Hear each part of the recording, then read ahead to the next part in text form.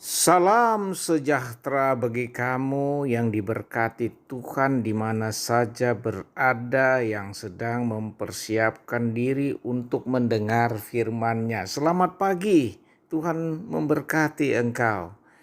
Saudara-saudara yang terkasih di dalam Tuhan, sebelum kita mendengar firman Tuhan, marilah kita berdoa.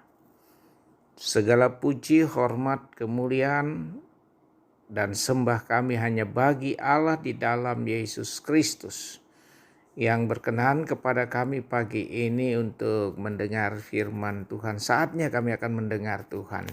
Engkau yang dipuji, Engkau yang dimuliakan. Berkenan kepada kami membuka firman-Mu dan membaca dan merenungkannya. Jadilah kehendak-Mu atas kami dan ampunilah kami. Kami berdoa di dalam nama Tuhan Yesus. Amin. Saudara-saudara terkasih yang sangat baik, kita akan mendengar firman Tuhan di dalam 2 Raja-Raja pasal 1 ayat 1 sampai 18. 2 Raja-Raja pasal 1 ayat 1 sampai 18 di bawah perenungan kita akibat kekerasan hati. Akibat kekerasan hati kita akan membaca 2 Raja-Raja pasal 1 ayat 1 sampai 18. Sesudah Ahab mati, maka memberontaklah Moab terhadap Israel. Pada suatu hari jatuhlah Ahasiah dari kisi-kisi kamar atasnya yang ada di Samaria, lalu menjadi sakit. Kemudian dikiriminya utusan-utusan dengan pesan, pergilah, mintalah petunjuk kepada Baal Zebub, Allah di Ekrom. Apakah aku akan sembuh dari penyakit ini? Tetapi berfirmanlah malaikat Tuhan kepada Elia, orang Tisbeh itu, bangunlah, berangkatlah menemui utusan-utusan Raja Samaria dan katakan kepada mereka, apakah tidak ada Allah di Israel, sehingga kami ini pergi untuk meminta petunjuk kepada Baal Zebub, Allah di Ekron. Sebab itu beginilah firman Tuhan, engkau tidak akan bangun lagi dari tempat tidur di mana engkau berbaring, sebab engkau pasti akan mati. Lalu pergilah Elia. Sesudah utusan-utusan itu kembali kepada raja, berkatalah ia kepada mereka, mengapa kamu kembali? Jawab mereka kepadanya, ada seorang datang menemui kami dan berkata kepada kami, pergilah, kembalilah kepada raja yang telah menyuruh kamu dan katakan kepadanya, beginilah firman Tuhan, apakah tidak ada Allah di Israel, sehingga engkau menyuruh meminta petunjuk kepada Baal Zebub, Allah di Ekron. Sebab itu engkau tidak akan bangun lagi dari tempat tidur di mana engkau berbaring, sebab engkau pasti akan mati.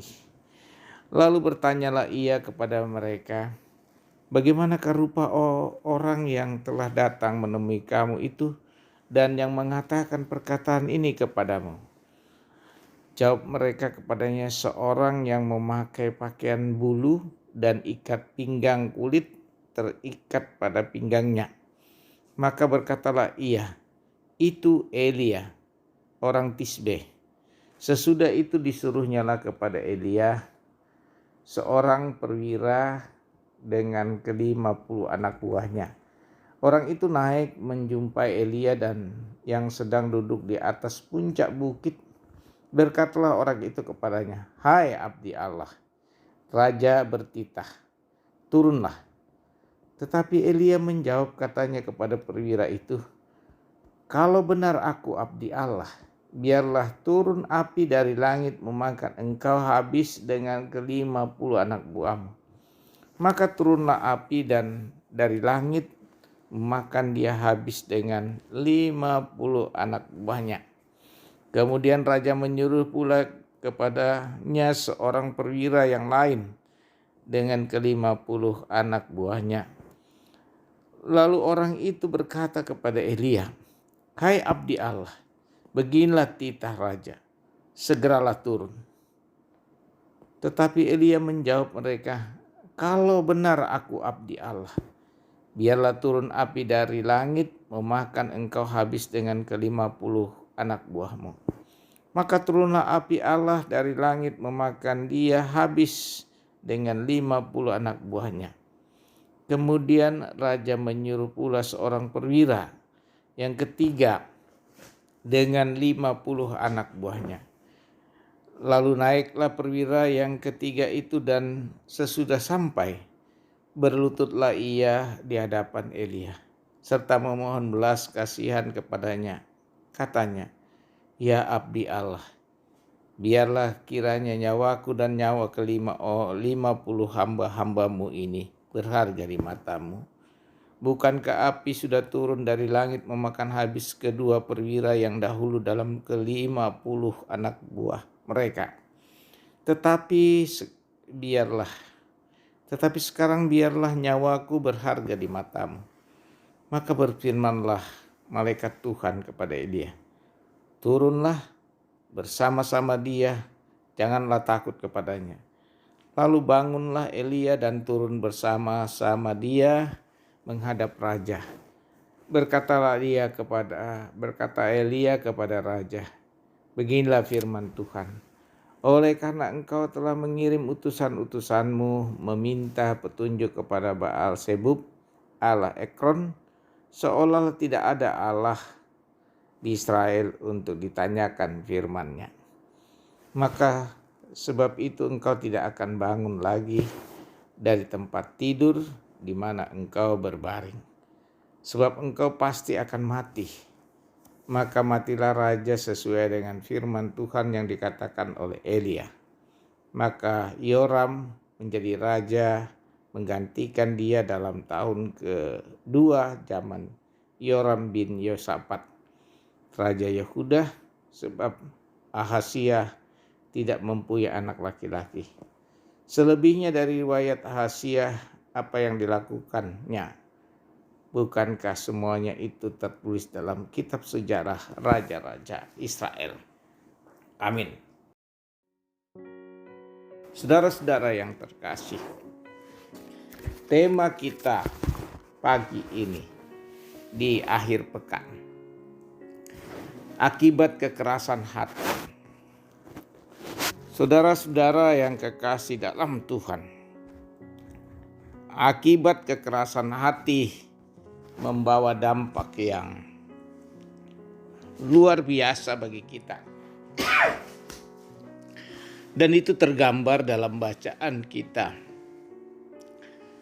Nah, suatu yang realitas, suatu kenyataan, apabila kita memiliki kekerasan hati atau dalam hidup, pasti berdampak negatif dalam kehidupan pribadi kita.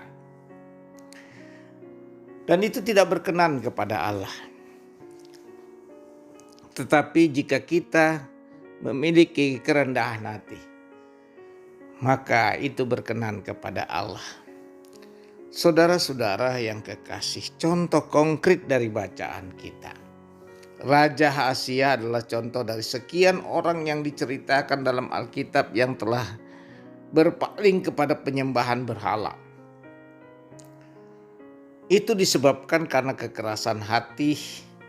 Bahkan ketika ia sakit, justru ia mengandalkan orang Allah lain, yaitu Baal orang Ekron. Nah, saudara-saudara yang kekasih, dari gambaran Ahasiah ini menunjukkan akan kekerasan hati, dan itu mengakibatkan Tuhan marah atas kehidupan Ahasiah karena tidak mengandalkan Tuhan di dalam kehidupannya. Maka Nabi Elia memastikan Raja Ahas akan binasa. Saudara-saudara, apa yang tergambar dari utusan-utusan Raja Asia? Justru ketika ia menghadap abdi Allah yaitu Elia, ada dua peristiwa. Pertama, dia mengutus 50 utusan. Satu perwira, jadi 51. Ketika ia menghadap Elia, bukan merendahkan hati, tetapi kecongkakan yang digambarkan atas perintah raja. Dan itu membawa kebinasaan. Kalau kita lihat utusan kedua, demikian juga. Utusan yang ketiga, saudara-saudara, justru yang tergambar adalah dari utusan raja yang ketiga, ia merendahkan hati di hadapan Allah melalui Nabi Elia. Di ayat 13. Kemudian raja menyuruh pula seorang perwira yang ketiga dengan 50 anak buahnya. Lalu naiklah perwira yang ketiga itu, dan sesudah sampai berlututlah ia di hadapan Elia serta membelas kasihan kepadanya. Katanya, ya abdi Allah, biarlah kiranya nyawaku dan nyawa ke-50 orang hamba-hambamu ini berharga di matamu. Bukankah api sudah turun dari langit memakan habis kedua perwira yang dahulu dengan ke-50 anak buah mereka? Tetapi sekarang biarlah nyawaku berharga di matamu. Maka berfirmanlah malaikat Tuhan kepada Elia, turunlah bersama-sama dia, janganlah takut kepadanya. Lalu bangunlah Elia dan turun bersama-sama dia menghadap raja. Berkatalah Elia kepada raja, beginilah firman Tuhan. Oleh karena engkau telah mengirim utusan-utusanmu meminta petunjuk kepada Baal Zebub, Allah dari Ekron, seolah-olah tidak ada Allah di Israel untuk ditanyakan firman-Nya. Nah, saudara-saudara, kekerasan di sini menimbulkan malapetaka bagi hidup kita. Kekerasan hati. Karena itu saudara-saudara, apa yang tergambar dari bacaan kita? Elia sendiri harus melawan 51 prajurit, tetapi Tuhan melindunginya. Apakah prajurit itu lupa tentang api yang turun dari Gunung Karmel? Perwira yang ketiga merendahkan hati dirinya dan Tuhan mengampuni nyawanya serta nyawa pasukannya. Nah, saudara-saudara, kerendahan hati akan menyelamatkan hidup kita. Kekerasan hati akan menimbulkan kebinasaan. Oleh karena itu, ketika kita percaya kepada Kristus, Allah telah menyatakan itu dalam kehidupan kita dan menyelamatkan kita di dalam Kristus.